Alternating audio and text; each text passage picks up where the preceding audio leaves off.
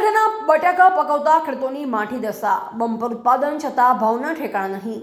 ખેતી નફાની નહીં પણ નુકસાનીનું હોવાનું અનુમાન. પ્રતિ વીઘા 25 થી 30 હજારનું નુકસાન વેઠતા ખેડૂતો. ધાનેરાના ધારાસભ્ય માવજીભાઈ દેસાઈ ખેડૂતના હિતમાં આવ્યા મેદાને. મુખ્યમંત્રીને પત્ર લખી સહાય પેકેજની કરી માંગ. ખર્ચ વધુને આવક ઓછી. કોલ્ડ સ્ટોરેજનું ભાડું ભરવાના પણ ખેડૂતો પાસે ફાફા.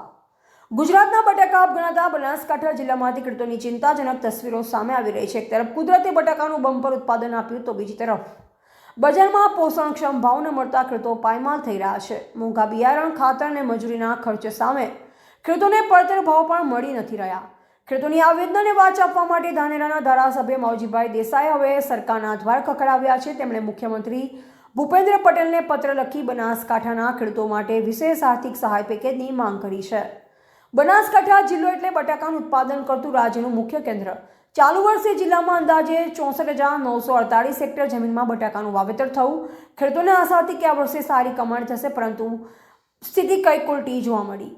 રોગચાળાને બજારમાં મંદીના કારણે વેપારીઓ બટાકા ખરીદવા તૈયાર નથી, જે કારણે ટનબંધ બટાકા ખેતરોમાં ખુલ્લામાં સડી રહ્યા છે. ખેડૂતોના ગણિત પર નજર કરીએ તો એક વીઘામાં બટાકાના વાવેતરનો ખર્ચ 50 થી 60 હજાર રૂપિયા થાય છે, જેની સામે હાલ બજારમાં પ્રતિમણ માત્ર 100 રૂપિયા જેવો નજીવો ભાવ મળી રહ્યો છે. ધારાસભ્ય માવજી દેસાઈએ પત્રમાં ઉલ્લેખ કર્યો છે કે ખેડૂતોને પ્રતિ વીઘા 25 થી 30 હજાર રૂપિયાનું સીધું નુકસાન થઈ રહ્યું છે. જો ખેડૂત બટાકાને કોલ્ડ સ્ટોરેજમાં રાખે તો પણ કિલો દીઠ આશરે 2.80 રૂપિયાનો ખર્ચ વધારાનો થાય છે, જે ખેડૂતો માટે પડતા પર પાટું સમાન છે.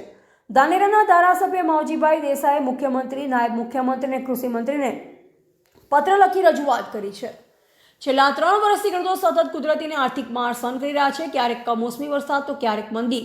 ખેડૂતો દેવાના ડુંગર નીચે દબાઈ રહ્યા છે. ત્યારે સરકાર ત્વરિત ધોરણે ખેડૂતોના ખાતામાં સીધી સબસિડી અથવા આર્થિક સહાય જમા કરાવે તે ખૂબ જરૂરી છે. હવે જોઈ રહેશે કે બનાસકાંઠાના લાખો ખેડૂતોની આ પોકાર ગાંધીનગર સુધી કેટલી વહેલી પહોંચે છે અને સરકાર આ બાબતે શું નિર્ણય લે છે. એવા પ્રકાશ ભારતી ગોસ્વામી, ભારતની અસ્મિતા, બનાસકાંઠા.